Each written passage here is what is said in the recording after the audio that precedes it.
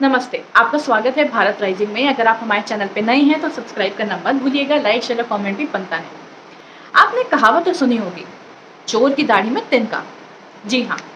यही हुआ जब कल मैंने एक न्यूज़ देखी जहाँ पे ओवैसी जी योगी आदित्यनाथ जी के एक फैसले को ये बोल रहे हैं कि ये डिस्क्रिमिनेशन है, मुसलमानों के प्रति भेदभाव है। अब ये क्या फैसला था, अगर आप पीछे जाके हमारे एक शॉर्ट्स में देखेंगे तो मेरी दोस्त ने भी इस बारे में बताया है कि उत्तर प्रदेश के सीएम योगी आदित्यनाथ जी ने फैसला लिया है कि जो कांवरियाँ हैं,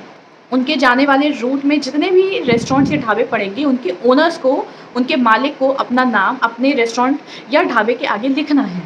अब इस बात को ओवैसी जी कह रहे हैं कि ये भेदभाव है, पर मुझे ये भेदभाव नहीं लगता है, क्योंकि भेदभाव तो तब होता जब योगी आदित्यनाथ जी ये कहते हैं कि केवल जो मुसलमान ओनर्स हैं या जो मुस्लिम ओनर्स हैं, केवल उनको अपना नाम ढाबे के आगे लिखना है और बाकी किसी को भी नहीं। पर अगर वो सारे ही रेस्टोरेंट ओनर्स को बोल रहे हैं कि उनको अपना नाम रेस्टोरेंट के आगे लिखना है, तो इसमें क्या ही डिस्क्रिमिनेशन, चाहे वो हिंदू हो, मुसलमान हो,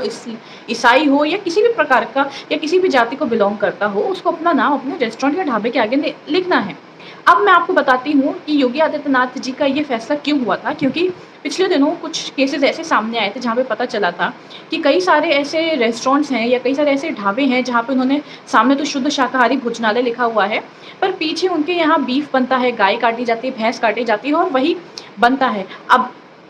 कई लोगों ने ये भी डाउट किया कि हो सकता है कि वो सेम करछुल जो प्योर वेज का खाना बन रहा है उसमें यूज़ कर रहे हों, या इस प्रकार की बातें सामने आई थी और इसी को मद्देनज़र रखते हुए योगी आदित्यनाथ जी ने ये फैसला किया था। अगर आपको नहीं पता है तो मैं आपको बता दूँ कि कांवरिया जो है एक बहुत इम्पोर्टेंट, आप कह लीजिए, एक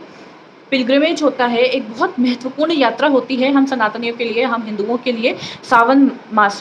मास जो कि 22 से शुरू हो गया है,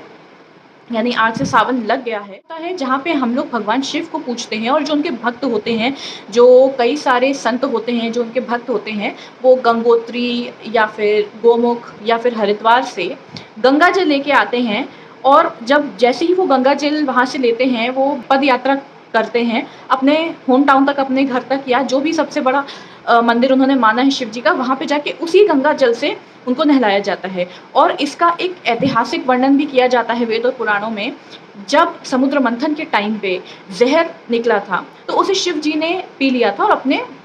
गले में समा लिया था, जिसकी वजह से उनका पूरा चेहरा नीला पड़ गया था, उनके शरीर से अग्नि निकल रही थी। उसको शांत कराने के लिए उनके ऊपर गंगा जल डाला गया था, क्योंकि गंगा जल को सबसे पवित्र और शुद्ध माना जाता है। और इसी बात का ध्यान रखते हुए इस सावन मास में जो उनके भक्त और संत होते हैं, वो गंगा जी का जल, जो कि गंगोत्री, हरिद्वार या गोमुख से लेके आते हैं और उनके ऊपर चढ़ाते हैं, चाहे तो वो उनका होम टाउन हो जहाँ से वो आए हैं, या फिर जो भी सबसे बड़ा मंदिर हो जैसे वाराणसी हो, वहाँ पे वो जाके वो जल चढ़ाते हैं। तो ये एक बहुत ही शुद्ध और साफ प्रक्रिया होती है, जहाँ पे उनके कुछ नियम भी होते हैं, जैसे शुद्ध शाकाहारी भोजन खाना, बिना प्याज लहसुन का खाना खाना। ऐसे में जब ऐसे केसेस सामने आते हैं जहाँ पे शुद्ध शाकाहारी भोजनालय लिखने वाले लोग भी बैकग्राउंड में या अपने पीछे आंगन में बीफ या नॉनवेज बना रहे हैं, तो थोड़ा-सा डाउट होता है और इसी वजह से ही फैसला लिया गया था। अब ओवैसी जी का तो केवल मुझे लगता है एक पॉलिटिक्स क्रिएट करने का या एक मुद्दा क्रिएट करने का, बिग बॉस हाउस की तरह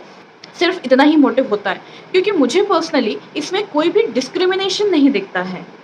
आपका इस बारे में क्या ख्याल है, हमें कमेंट्स में ज़रूर बताइएगा। और आपको ये जानकारी कैसी लगी श्रावण मास और कांवरियों के बारे में, ये भी हमें बताइएगा। धन्यवाद।